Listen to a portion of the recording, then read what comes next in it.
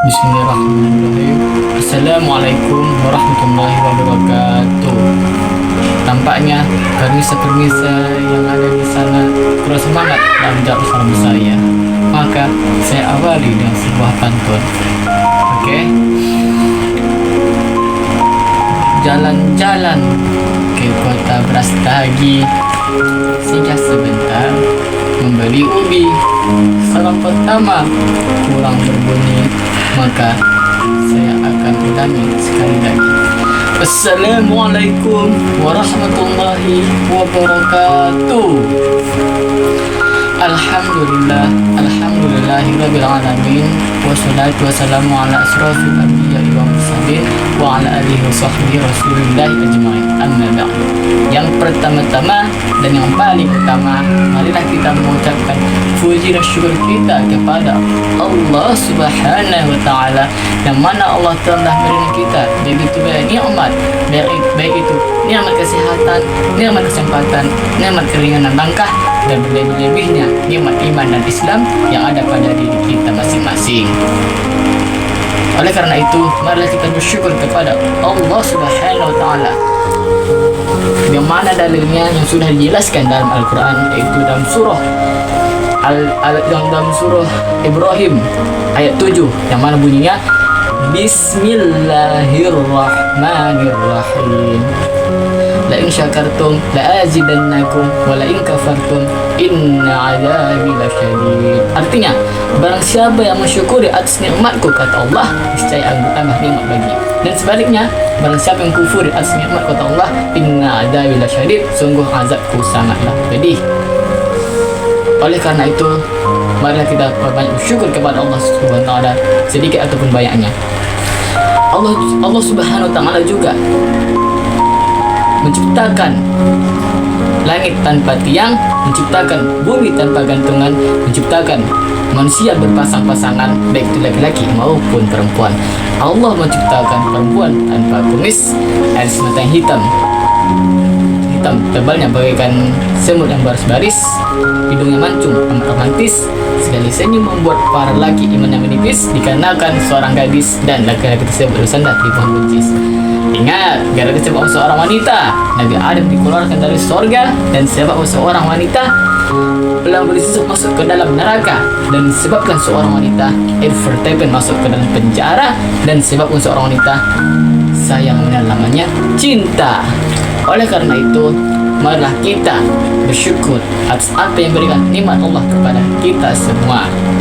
Andaikan lautan yang ada di muka bumi Allah Ta'ala ini kita jadikan tinta penanya, dan andaikan ranting-ranting pohon yang ada di muka bumi Allah Ta'ala ini kita jadikan batang penanya, dan andaikan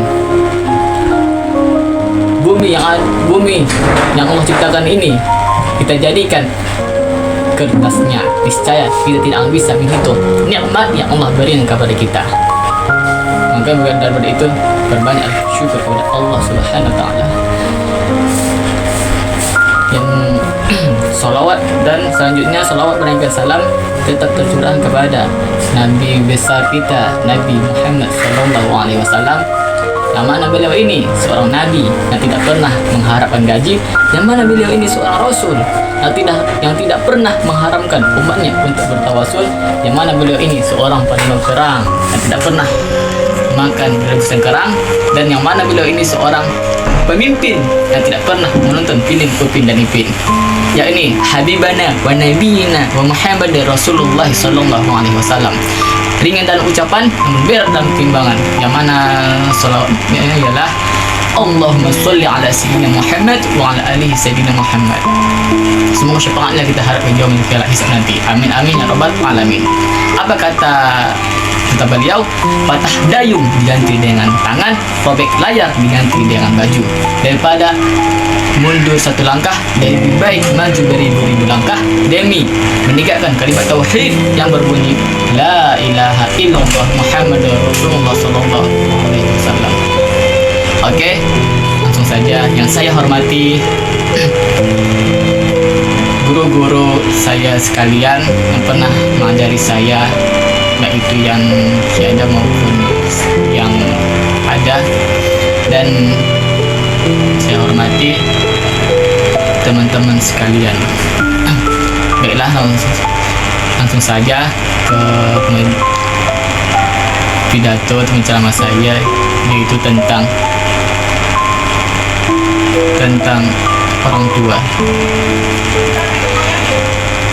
Ingat, wahai anak, wahai adik-adik, teman-teman ataupun seperjuangan, orang tua itu adalah yang telah mendidik kita dari kita kecil, dari kita lahir.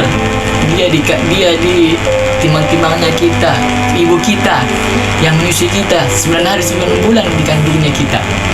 Maka tunjukkanlah apa yang bisa kamu balas nanti untuk membahagiakan mereka. Jangan pernah sakitin hati dia. Ingat, dia itu bukan bawahanmu, dia itu adalah atasanmu.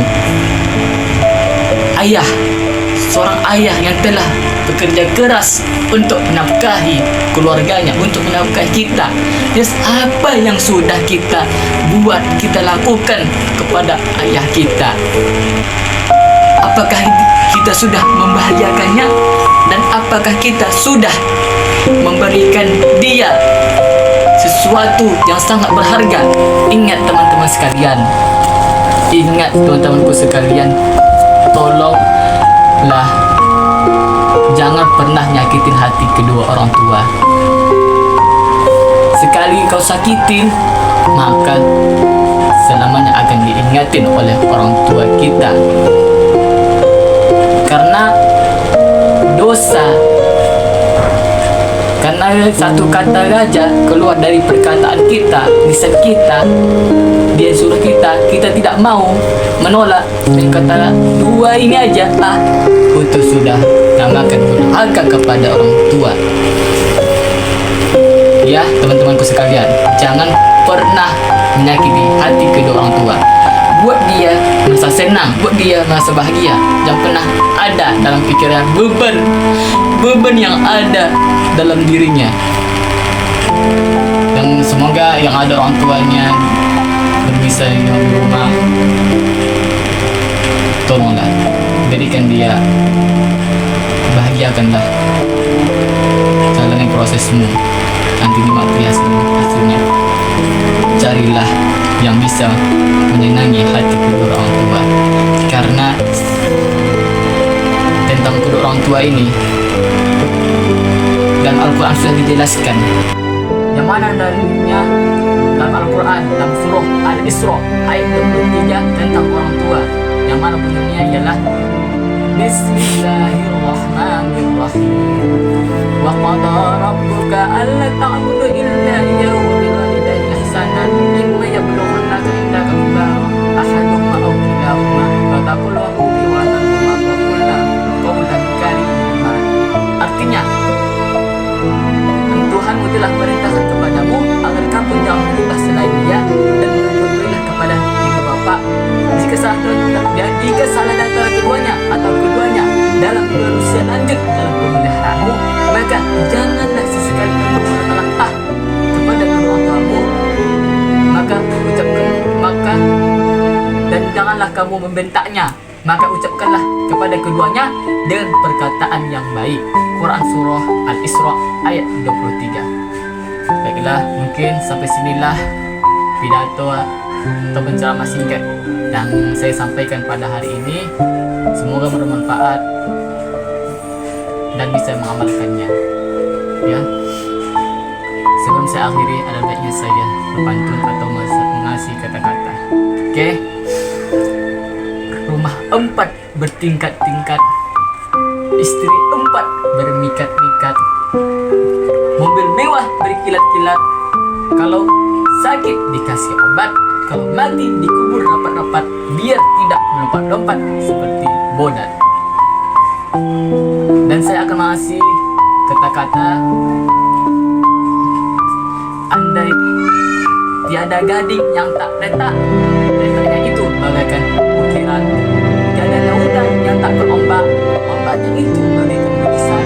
Tiada manusia yang tidak bersalah, salahnya itu mohonlah saya kembalikan.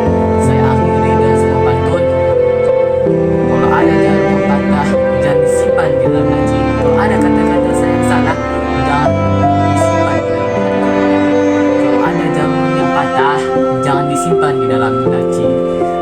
kata-kata saya yang salah, jangan dilaporkan ke Pak Polisi. Kalau ada semua di ladang, bolehlah kita numpang mandi. Kalau ada umurku yang panjang, boleh kita berjumpa lagi. Saya akhiri, Pak Taufik menjahit kopiah yang jahit belu yang utuh. Wabillahi taufiq wal hidayah. Ma'assalamualaikum warahmatullahi wabarakatuh.